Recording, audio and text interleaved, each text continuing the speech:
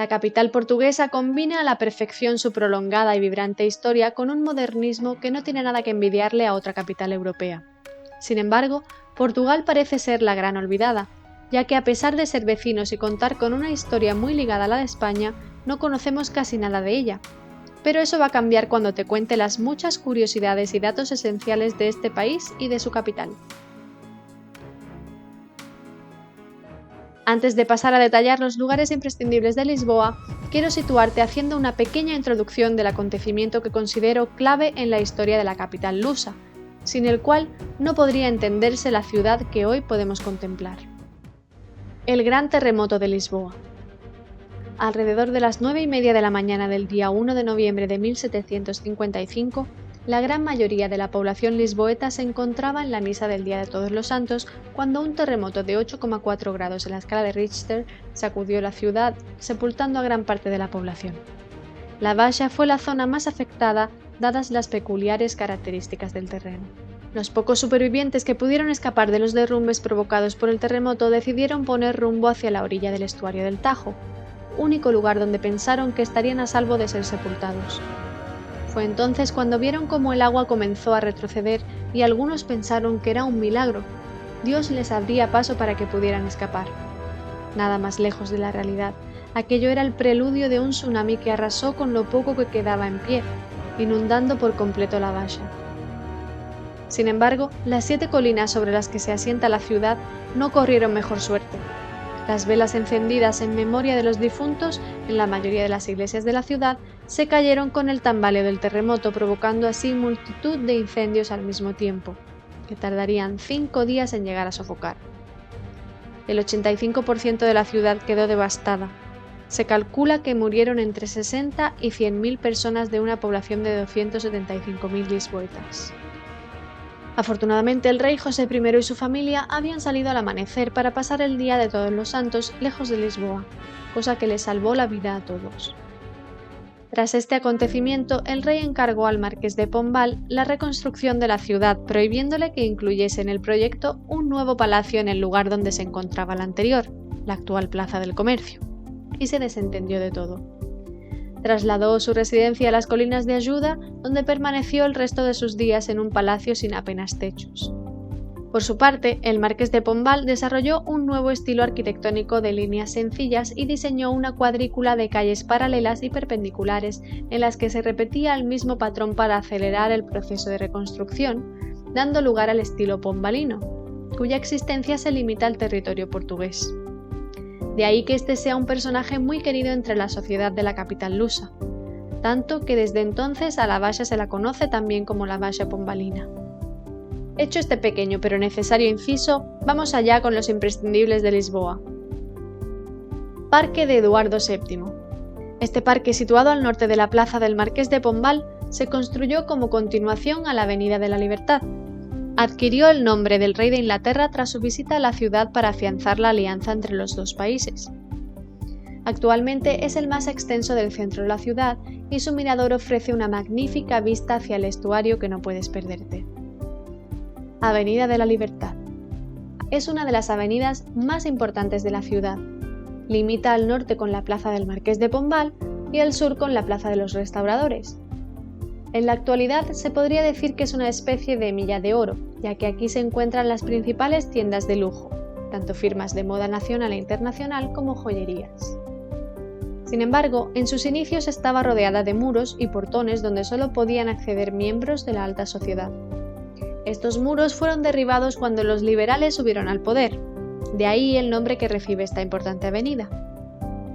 Asimismo, por esta avenida desfilaron las tropas sublevadas el día de la Revolución de los Claveles, el 25 de abril de 1974, momento en el cual se liberó al país en 48 horas de los 48 años que duró la dictadura salazarista, la más longeva de Europa. Otro motivo más para recibir el nombre de Avenida de la Libertad. Plaza de los Restauradores. La plaza recibe este nombre en conmemoración de la liberación del país del dominio español en el año 1640, tras la victoria de la Guerra de la Restauración. En el centro de la plaza destaca el monumento a los restauradores formado por un obelisco central y dos figuras de bronce y oro que representan la libertad y la victoria. Algo que me llamó la atención en esta plaza fue una escultura que al principio no llegué a entender, pero más tarde nos explicaron que la calzada portuguesa es muy típica en la zona, ya que se encuentra en un terreno ubicado entre 7 colinas y 3 placas tectónicas que provocan movimientos constantes del terreno. Por este motivo necesitan un pavimento especial que sea flexible a estos movimientos y absorba el agua cuando llueva para que el barrio de la valla no se inunde. Así pues, las piedras que forman el mosaico son esculpidas una a una y colocadas sobre una especie de arena, motivo por el cual suelen saltar a menudo, ya que no están pegadas con cemento. Por lo que estas esculturas rinden homenaje a la sacrificada profesión que antes destacaba por estar muy bien pagada por la dificultad que entraña, pero en la actualidad se ha devaluado y nadie quiere dedicarse a ella. Plaza do Rocío y su estación. En esta plaza destacan tanto el teatro de Doña María II como la estatua central de Don Pedro IV. Además, cuando yo la visité, también pude encontrar la Copa de la Champions League, ya que se disputaba en la ciudad la fase final de dicho campeonato. Junto a ella se encuentra la estación más céntrica de Lisboa, pero no por ello la principal. Desde esta estación salen los trenes hacia Sintra, por lo que, como podrás imaginar, es un lugar muy transitado por turistas. La imponente belleza de este edificio nos hace pensar, más que en una estación, en un teatro o palacio. Por ello está considerada como una de las estaciones más bonitas de Europa. Si te fijas bien, las dos puertas de entrada de la fachada principal tienen forma de herradura entrelazada. Algunos dicen que hace referencia a los masones, simbolizando buena fortuna. Sin embargo, otros creen que hace referencia a la leyenda del rey Sebastián I. Este rey murió siendo todavía muy joven en la batalla de Alcázarquivir, dejando a Portugal sin descendiente directo al trono, hecho que desencadenó una crisis de sucesión que culminaría con la invasión militar de Felipe II de España en el año 1580. Dado que el cuerpo no se encontró nunca, los portugueses soñaban con ver aparecer a su rey una mañana de neblina a lomos de su caballo blanco para reclamar su trono. De ahí que las herraduras simbolicen las de ese hermoso caballo blanco que les devolvería la independencia. Plaza de Santo Domingo. En esta plaza tuvo lugar uno de los episodios más oscuros del país y muestra de ello son todos los símbolos que habitan en ella. Pero vayamos por partes. Lo más destacable de esta plaza es la iglesia de Santo Domingo, la cual fue el escenario de ese acontecimiento turbio del que te hablaba. Durante el reinado de Manuel I de Portugal, apodado el Afortunado, algunos de los judíos expulsados de España se refugiaron en Portugal, donde vivían libremente. En el año 1500 el matrimonio del rey con la infanta María, hija de los reyes católicos, empeoró la situación de los judíos. Fueron obligados a vivir en guetos si no se convertían al catolicismo. El año 1506, un día en misa, el dominico comenzó a gritar: ¡Milagro! ¡Milagro! Decía que había visto la cara de Jesús en el techo de la iglesia. Entonces un judío convertido al catolicismo previamente explicó que no se trataba de un milagro, sino de la luz que entraba por la ventana y se reflejaba en el crucifijo que había tras el altar, a lo que los cristianos respondieron apedreándolo en el centro de la plaza hasta su muerte. No contentos con esto, el dominico dijo: «Por cada judío que matéis, recibiréis 10 años de perdón», por lo que se dirigieron al gueto y los masacraron. Posteriormente, esta iglesia ha sufrido varias catástrofes, por lo que desde el último incendio decidieron no restaurarla más, ya que temen que si lo hacen vuelva a ocurrir una desgracia como castigo por lo sucedido aquel fatídico día. Ahora bien, tras conocer esta terrible historia, entrar en la iglesia y ver el estado en el que se encuentra con las paredes ahumadas y la piedra resquebrajada es cuanto menos sobrecogedor. Hoy en la plaza podemos ver el memorial a los judíos asesinados junto con una placa con la inscripción «Lisboa, una ciudad de tolerancia en 34 idiomas». Un olivo en señal de paz y una declaración de la propia Iglesia reconociendo sus errores del pasado y pidiendo perdón por ellos. En el interior de la iglesia se decidió no volver a colocar al Cristo en el crucifijo por haber sido el causante de esta masacre. Plaza da Figueira. Antes del terremoto, aquí se encontraba el hospital más importante de la ciudad. Tras la reconstrucción de la valla, se instaló un mercado al aire libre y posteriormente uno cubierto. Más tarde, este fue demolido para dar paso a la actual plaza, un espacio al aire libre lleno de vida considerado punto clave del transporte de la ciudad. La belleza de la plaza reside en la tonalidad de colores pastel de los azulejos que adornan las fachadas de los edificios que la rodean. Plaza del Comercio, también conocida como Terreiro do Paso, ya que aquí estuvo situado el Palacio Real durante más de 200 años, hasta que fue destruido por el gran terremoto de Lisboa. Es además una de las plazas más emblemáticas de la ciudad debido a que en este lugar se han vivido acontecimientos tan importantes como el atentado contra la familia real el 1 de febrero de 1908, que acabó con la vida del rey Don Carlos I y su hijo Luis Felipe, preludio del posterior fin de la monarquía 2 años más tarde, o la derrota del gobierno de Marcelo Caetano, que acabó con los 48 años de dictadura a los que se había visto sometido el país con una revolución sin violencia en el año 1974, conocida como Revolución de los Claveles. Actualmente se utiliza para eventos culturales o espectáculos y se considera el centro neurálgico de la ciudad. En ella destacan las arcadas que la rodean, el arco triunfal de Rua Augusta y la estatua ecuestre de Don José I en el centro de la misma. Elevador de Santa Justa. Se trata de un ascensor que conecta los barrios de la Baixa Pombalina con el Chiado. La entrada cuesta 5 € e incluye tanto la subida como la bajada. Ahora bien, si compras la Lisboa Card, está incluido en el precio de la misma. Teniendo en cuenta que haciendo un par de visitas más ya la amortizas, yo recomiendo al 100% hacerse con una de ellas. No obstante, si no estás interesado en la Lisboa Card, hay otra manera de ahorrarse los 5 € y la cola que hay que guardar. Simplemente tienes que subir hasta el mirador junto al convento do Carmo y luego podrás bajar en el ascensor de manera gratuita. Las colas normalmente suelen rondar las 2 horas, pero en mi caso fueron 30 minutos al tratarse de un verano atípico a causa del COVID. Convento do Carmo. Es el mayor vestigio del gran terremoto de Lisboa ocurrido en el año 1755 que destruyó gran parte de la ciudad. En su interior se puede observar a la perfección la estructura del antiguo convento, a falta del techo, el cual se derrumbó en el mencionado terremoto. Además, su interior alberga un pequeño y a la vez interesante museo arqueológico. En una de sus salas podrás ver una proyección sobre la historia del lugar brevemente resumida. Barrio del Chiado. El barrio más bohemio de Lisboa se encuentra entre la Baixa y el Barrio Alto. Curiosamente adopta su nombre a raíz del chirrío que producen los tranvías al pasar. En él destaca la plaza de Luís de Camões y la Rua Garret. Aquí se encuentra la escultura del famoso escritor Fernando Pessoa frente a la cafetería A Brasileira. Y un poco más adelante, la librería Bertrand, la más antigua del mundo en funcionamiento. Elevador da Bica. Se trata de uno de los muchos elevadores que hay en la ciudad para facilitar la vida a los ciudadanos evitando subir empinadas cuestas y escaleras. Lo que hace especial a este elevador es que desde la parte de arriba se puede obtener una de las fotos más emblemáticas de la ciudad con vistas al estuario de fondo. Pink Street. Una calle muy instagrameable ya que el suelo está pintado de color rosa. Un buen lugar donde tomar algo en un ambiente juvenil y desenfadado. Mercado da Ribeira. Este abrió sus puertas en el siglo XIX siendo un mercado mayorista. Aunque tenía todo tipo de productos de alimentación, se ganó su fama por los puestos de flores. Más tarde tuvo que asegurar su supervivencia convirtiéndose en un mercado minorista, pero se vio obligado a cerrar sus puertas tras el auge de las grandes superficies. En la actualidad vuelve a estar abierto al público en la modalidad de mercados gourmet.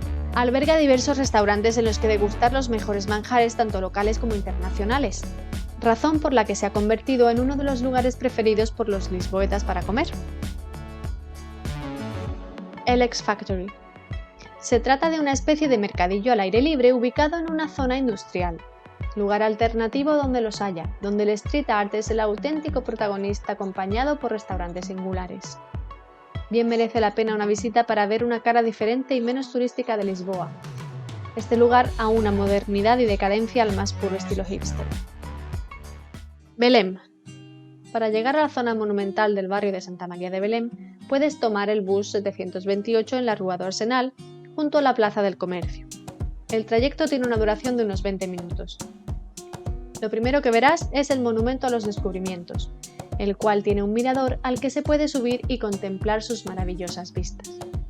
Fue construido en el año 1960 en la margen del río Tajo para conmemorar los 500 años de la muerte de Enrique el Navegante, el primer y principal artífice de los descubrimientos europeos. En él se muestra a los marineros, patrones reales y todos los participantes en el desarrollo de la era de los descubrimientos. Durante esta era, Portugal consiguió llegar a la India en la expedición de Vasco de Gama en 1944 y se hizo con los archipiélagos de las Azores y Madeira, gran parte del continente africano incluido Ceuta, Asia y Oceanía con la India como territorio principal, el Golfo Pérsico y parte de Sudamérica destacando el territorio de Brasil. Llegaron a sumar unas 70 localizaciones alrededor del mundo. Tras un paseo junto a la orilla del estuario del Tajo llegarás a la icónica Torre de Belém, cuya visita está incluida en la Lisboa Card. Esta torre militar cobró gran importancia durante la era de los descubrimientos, ya que sirvió como fortaleza y como puerto desde donde partieron los exploradores portugueses para establecer el que sería el primer comercio europeo en la historia con China e India. Esta torre militar cobró gran importancia durante la era de los descubrimientos, ya que sirvió como fortaleza y como puerto desde donde partieron los exploradores portugueses para establecer el que sería el primer comercio europeo en la historia con China e India. Cuando dejó de servir como defensa de invasores en el estuario del río Tajo, se utilizó como prisión, y más tarde como faro. En 1983, junto al monasterio de los Jerónimos, fue declarada Patrimonio de la Humanidad por la UNESCO. Por otra parte, el monasterio de los Jerónimos es todo un espectáculo que no puedes perderte. Hay una pequeña exposición arqueológica que a mi parecer no vale mucho la pena, pero se ve rápido. Sin embargo, el interior del monasterio y su claustro son auténticas obras de arte. Fue encargado por el rey Manuel I de Portugal para conmemorar el afortunado regreso de la India de Vasco de Gama. Se fundó en 1501 sobre el enclave de la ermita do Restelo, fundada por Enrique el Navegante, y en la cual Vasco de Gama y sus hombres pasaron la noche en oración antes de partir hacia la India. Se financió gracias al 5% de los impuestos obtenidos de las especies orientales. Aquí se hallan las tumbas del navegador Vasco de Gama, el poeta Luís de Camões y el escritor Fernando Pessoa. Por último, no puedes dejar de visitar la emblemática cafetería Pastéis de Belém. Se trata de una cafetería llena de grandes salones donde descansar mientras degustas el más típico de los dulces portugueses, e incluso puedes pedir cajitas para llevar. Barrio de la Alfama. Se trata de uno de los barrios más tradicionales de Lisboa, y esto es debido a que fue el que mejor sobrevivió al terremoto de 1755. Auténtico barrio de pescadores y cuna del fado. Debe su nombre a su época árabe cuando recibió el nombre de Alhama. Para conocer este barrio lo mejor es perderse entre sus empinadas calles e ir descubriendo todos sus encantos ocultos. Castillo de San Jorge. Antigua fortaleza musulmana reconquistada en el siglo XII por Alfonso Enríquez, primer rey de Portugal.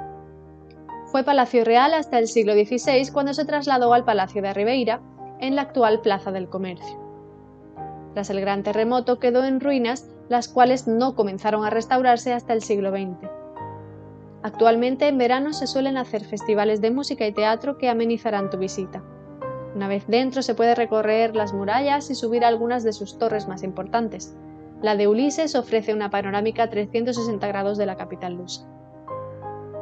Catedral o Sé de Lisboa. Es la iglesia más antigua e importante de la ciudad. Su construcción data del siglo XII y su estilo predominante es el románico. El gran terremoto de Lisboa destruyó varias partes de la misma que tuvieron que ser reconstruidas posteriormente. Miradores imprescindibles de Lisboa. El Mirador de Santa Lucía. Si bien sus vistas son bonitas, estas se ven superadas por el halo bohemio y romántico que envuelve la plaza en la que se encuentra situado. El Mirador das Portas do Sol. Ofrece una de las mejores panorámicas del barrio de la Alfama. El Mirador de Gracia. Desde este punto se puede ver el puente 25 de abril y el castillo de San Jorge a diferencia de los dos anteriores. Y el Mirador da Señora do Monte, ubicado en la zona más alta de la ciudad, ofrece una de las mejores panorámicas de Lisboa. Parque de las Naciones.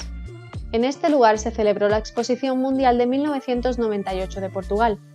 Se trata de un espacio abierto y vanguardista en el que destacan las cúpulas de las plataformas de la Estación de Oriente de Santiago Calatrava, un moderno museo de ciencia y tecnología, un teleférico que transporta a los visitantes de una punta a otra del parque dada su gran extensión, la Torre Vasco da Gama, que es el edificio más alto de Lisboa, o el Oceanario de Lisboa, uno de los mayores acuarios del mundo. Como habrás podido comprobar, Lisboa es una ciudad fascinante en la que no hay cabida para el aburrimiento. Multitud de lugares e historias esperan ser descubiertas para enamorar a sus visitantes. ¿Serás tú uno de ellos? Sigue viajando conmigo, suscríbete y no olvides activar la campanita.